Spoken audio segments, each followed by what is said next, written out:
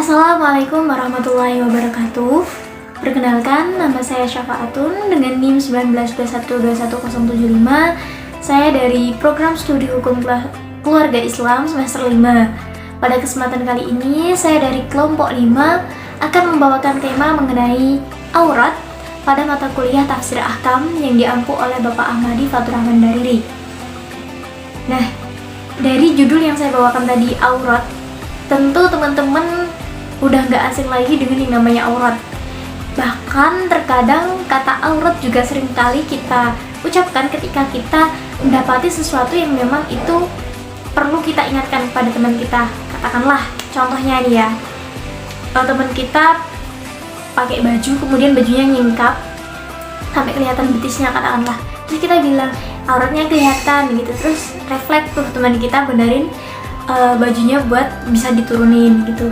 Terus kasus lagi, ini yang sering perempuan ya, pertama ketika pakai jilbab kemudian beberapa helai rambutnya keluar karena nggak pakai ciput, kita juga kadang refleks bilang auratnya kelihatan loh, atau kalau nggak tuh jilbabnya dibenerin dulu gitu.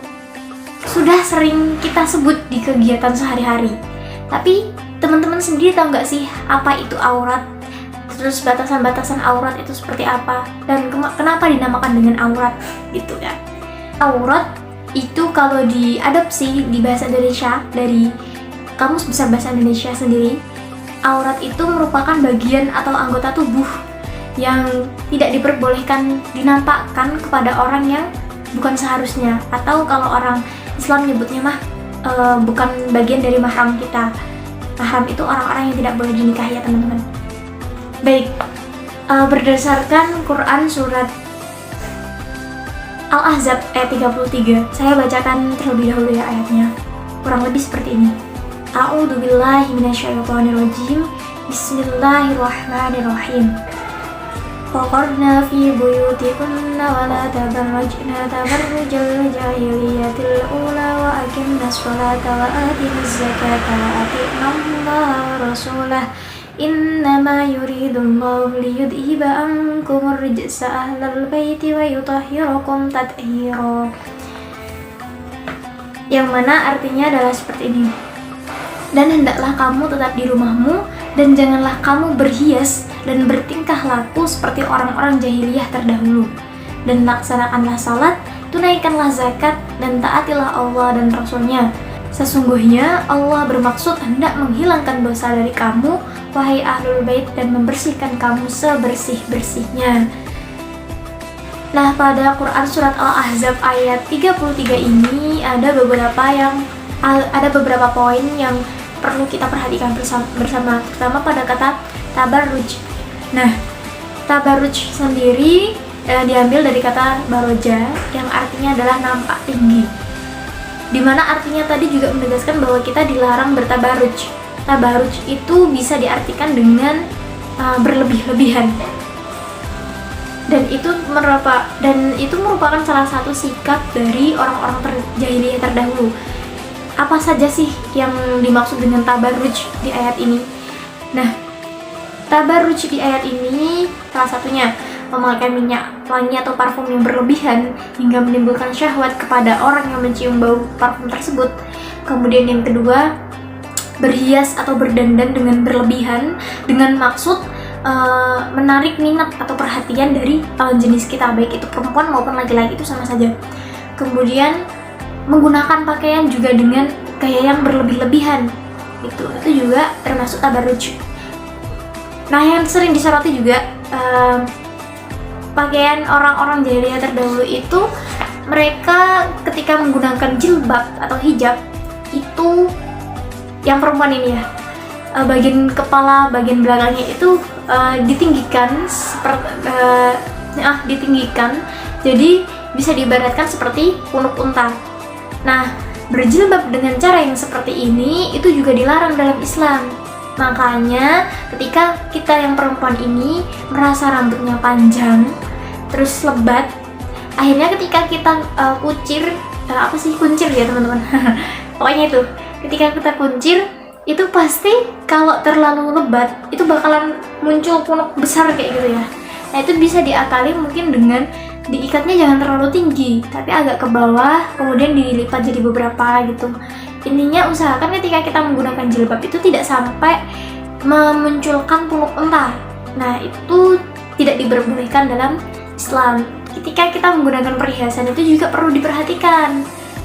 Termasuk ini ketika kita mau menggunakan itu berlebihan atau tidak, kita perlu atau tidak. Jadi lebih pandai-pandai memilah mana yang perlu kita digunakan sehingga itu memang pantas dengan yang seharusnya memang tidak kita gunakan gitu.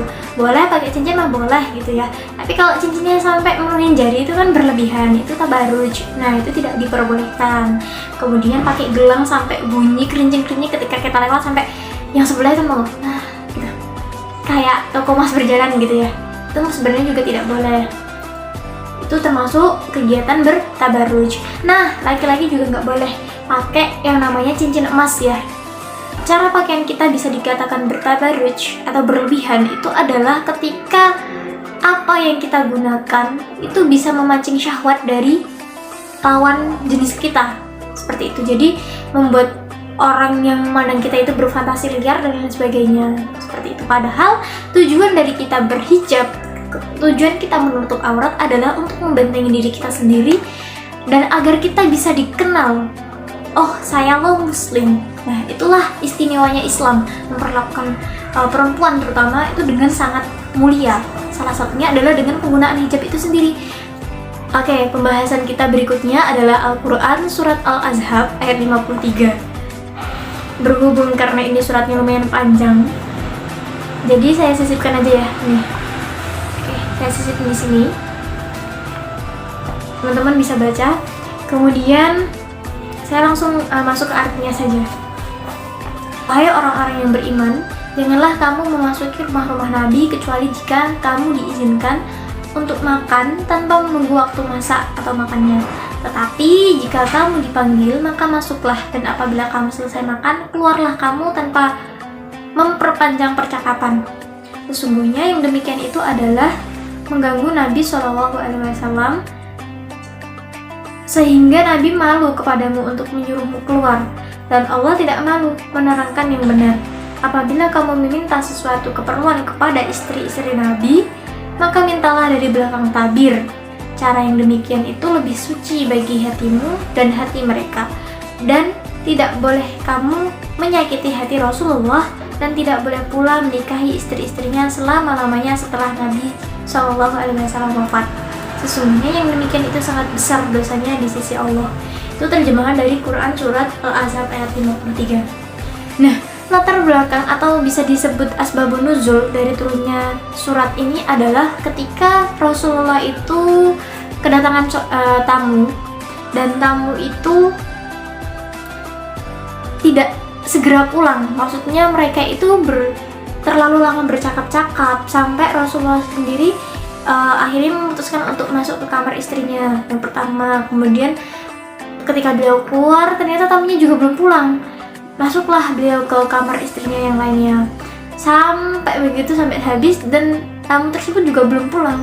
Dan ada beberapa percakapan yang memang menyakiti hati Rasulullah dari tamu tersebut, yang mana mengatakan bahwa ketika Rasulullah nanti wafat, beberapa di antara mereka itu hendak menjadikan istri dari Rasulullah itu sebagai istrinya.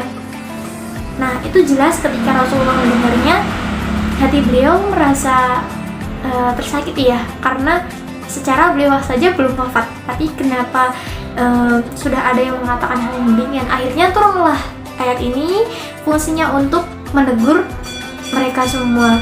Dan dari sini kita bisa mengambil hikmah bahwasannya ketika kita bertamu ke rumah orang lain, kita harus ingat waktu, kita juga harus menjaga sikap kita kepada yang bersangkutan. Jangan datang ketika kita memang tidak dapat undangan gitu.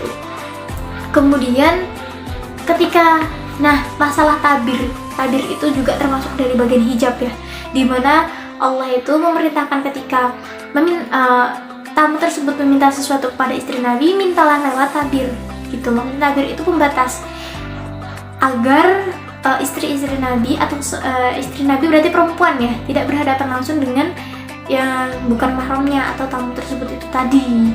Oke, next ayat terakhir, yaitu Quran Surat Al-Ahzab ayat 59.